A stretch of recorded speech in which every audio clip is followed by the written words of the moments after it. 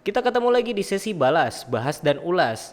Kali ini gue pengen membahas dan mengulas nih secara singkat dan dalam tempo yang sesingkat-singkatnya film-film yang seru untuk kalian tonton di akhir tahun 2021 ini. Kali ini gue bakal rekomendasiin film-film bergenre action. So, berikut ini film-film bergenre action yang wajib kamu tonton.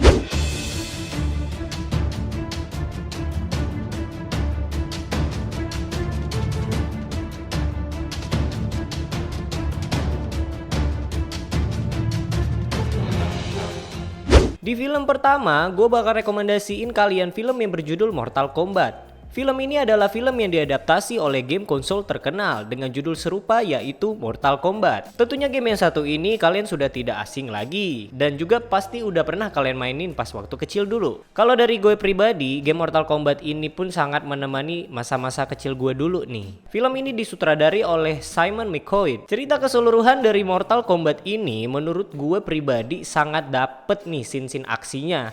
Dan selama menonton film, menurut gue sih lu gak bakalan bosen sih. Karena bagi gue pribadi sebagai orang Indonesia tentu sangat menunggu aksi-aksi dari aktor Indonesia, yaitu Joe Taslim. Ia berperan sebagai Sub-Zero di film ini. Memang sih, aktor kebanggaan tanah air kita ini tuh udah gak perlu diraguin lagi lah skillnya dalam dunia acting, apalagi skill bela dirinya. Bahkan Joe Taslim sendiri adalah orang pertama yang dihubungi oleh pihak produksi, mengingat skill bela dirinya yang sangat hebat dan diakui oleh aktor-aktor luar. Fakta menariknya di Mortal Kombat ini di mana Joe Taslim diharuskan memperlambat gerakan bela dirinya. Karena menurut sutradara gerakan tubuhnya yang begitu lincah sehingga membuat editor-editor film ini tuh merasa kesulitan nih sangat mengeditnya. Padahal ya baju yang dikenakan oleh Joe Taslim yang berperan sebagai Sub-Zero ini tuh berat banget cuy. Ini tuh bahkan tuh sampai kalau nggak salah tuh 10 kiloan atau 12 gitu lah ya kalau nggak salah. Correct me if I'm wrong, oke? Tentunya gue sangat merekomendasikan sekali nih film ini buat kalian tonton. Dan khususnya buat kalian yang suka banget mainin game Mortal Kombat pas bocil dulu, ini film yang layak banget untuk kalian tonton sambil bernostalgia. Sedangkan rating untuk film ini sendiri adalah 6,1 dari IMDb. Oke, kita lanjut ke film kedua. Film kedua berjudul Red Notice. Film ini disutradarai oleh Rawson Marshall Tarver. Dengan durasi 1 jam 55 menit, film ini disebut sebagai film termahal yang pernah dibuat Netflix. Anggarannya diperkirakan mencapai 2,9 triliun. Duit segitu kalau dibeliin cendol ya, bisa dipakai buat mandi sama minum sekampung tuh RT ya. Red Notice mengisahkan seorang agen FBI yang terpaksa bekerja sama dengan seorang polisi bernama Das untuk menangkap pencuri karya seni paling dicari di dunia. Di dalam film ini diperlihatkan bahwa karya seni yang sangat penting tersebut adalah 3 perhiasan berbentuk telur peninggalan zaman Cleopatra terdahulu. Ingat, bukan telur Cleopatra, karena Cleopatra cewek ya. Pengejaran pencuri tersebut membawa mereka, agen John dan Das, berkelana ke berbagai penjuru dunia. Mulai dari Roma di Italia, Spanyol, Rusia, hutan Argentina, hingga ke Pulau Bali di Indonesia.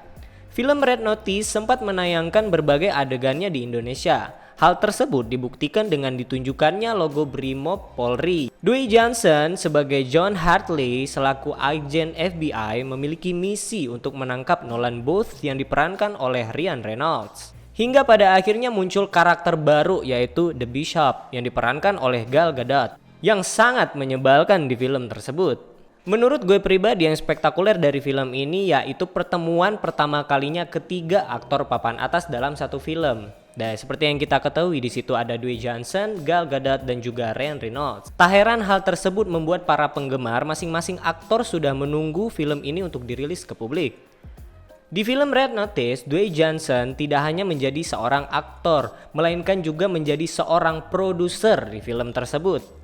Dibantu oleh Rawson Marshall Tarver sebagai sutradara, keduanya juga pernah berkolaborasi lewat film-film lainnya, salah satunya Skyscraper.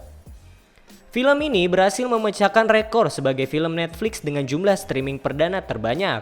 Jadi film ini sangat cocok bagi kalian yang menyukai film action.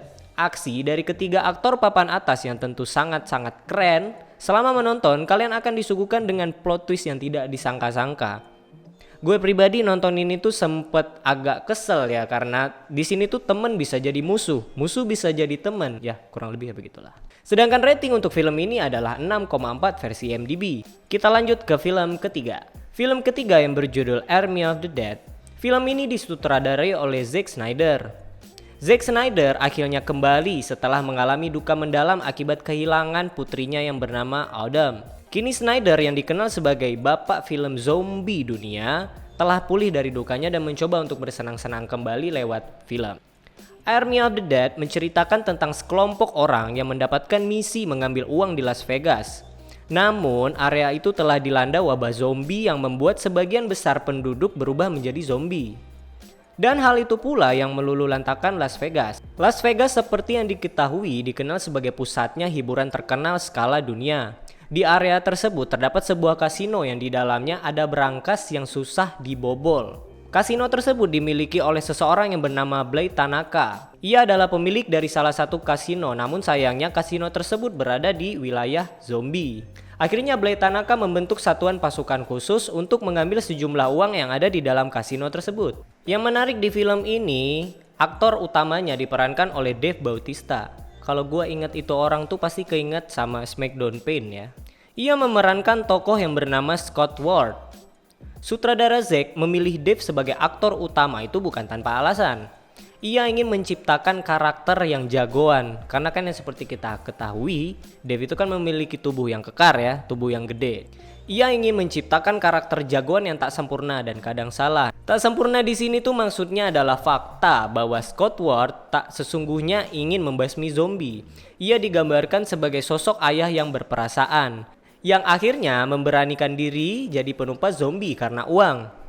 Walaupun ceritanya ringan, Army of the Dead sebetulnya punya pesan yang cukup kuat dan penting, yaitu soal kedekatan antara ayah dan anak. Di IMDb sendiri film ini mendapatkan rating 5,8. Oh ya gengs, nanti film ini juga masih ada sangkut pautnya sama film yang bakal gua jelasin selanjutnya. Oke, kita lanjut ke film nomor 4.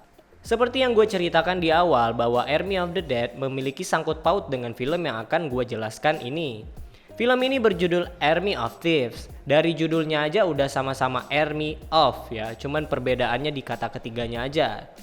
Di film ini kita akan diajak untuk mengetahui latar belakang dari Dieter. Di mana Dieter ini yang seperti kita ketahui, dia ini adalah salah satu sosok penting di film Army of the Dead. Dia juga sebagai salah satu pasukan khusus. Jadi di film Army of Thieves ini, sosok Dieter ini, ia diceritakan bagaimana perjalanan kisahnya untuk menjadi seorang pembobol berangkas.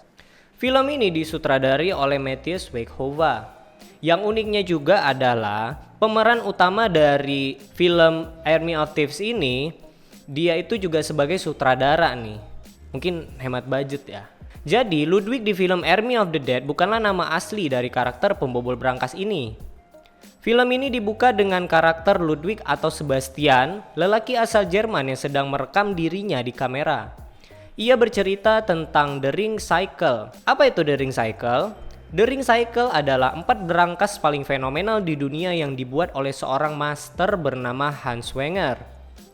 Hans Wenger diperankan oleh Christian Steyer.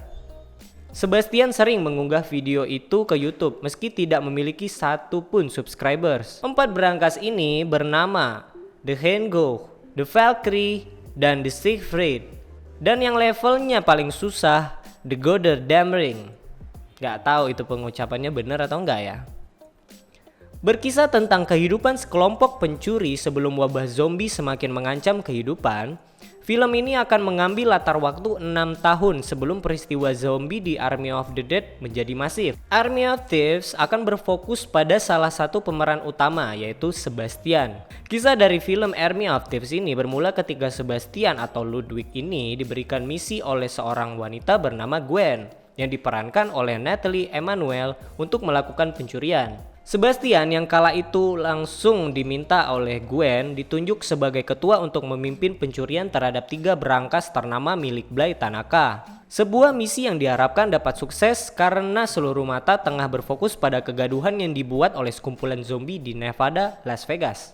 Sebastian, Gwen, serta rekan-rekan lainnya yaitu Corina, Brad, dan Ro mulai menyusun rencana untuk membobol 3 brankas tersebut yang telah mereka rencanakan. Namun, apa yang mereka harapkan tidak berjalan mulus. Aksi pertama berjalan mulus, namun tidak dengan aksi kedua dan ketiga karena mereka ini sudah menjadi incaran para polisi. Seperti yang udah gue jelasin di awal, film Army of Thieves ini kan memiliki korelasi dengan Army of Dead. Di Army of the Dead ini menceritakan tentang misi pasukan khusus untuk mengambil sejumlah uang di sebuah brankas. Tentu peran penting di pasukan tersebut adalah seorang pembobol brankas yang bernama Ludwig.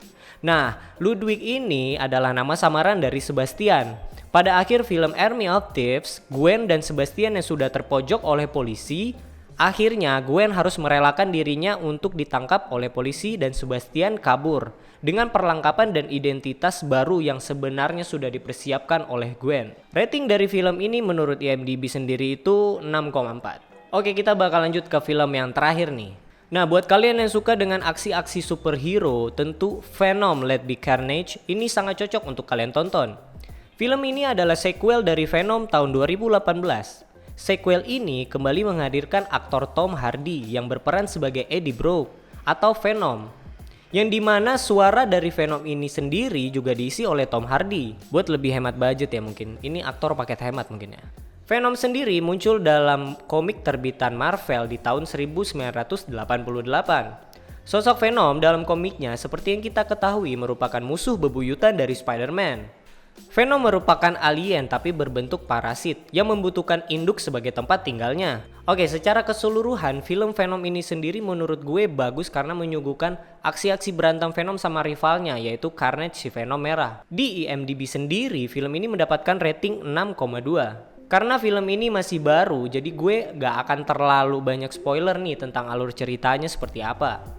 Tapi menariknya di film ini adalah ngelihat berantem Venom dalam 2 versi. Dan juga dari 2 Venom ini terdapat perbedaan bukan hanya dari warna tapi juga dari segi kekuatan.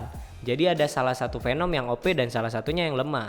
Nah, gue gak bakal ngasih tau lah tentang gimana asal usulnya Venom merah ini bisa jadi ya gitu loh. Mungkin lu bisa nonton sendiri aja deh. Oke guys, itu tadi 5 film action yang udah gua rekomendasiin, gua bahas dan ulas untuk kalian tonton. Jadi mungkin next video balas selanjutnya kita bakal bahas film-film keren dan dari genre lainnya juga ya. Silahkan komentar di bawah dan mungkin kita bisa berdiskusi nih tentang alur cerita dan berbagai hal yang ada di film-film tadi. Dan yang tidak kalah pentingnya juga adalah jangan lupa buat like dan subscribe juga channel ini biar gue makin semangat buat update film-film selanjutnya nih. Sekian dari gue dan host balas bahas dan ulas kali ini. Kita bakal ketemu di video-video balas selanjutnya. See you next time.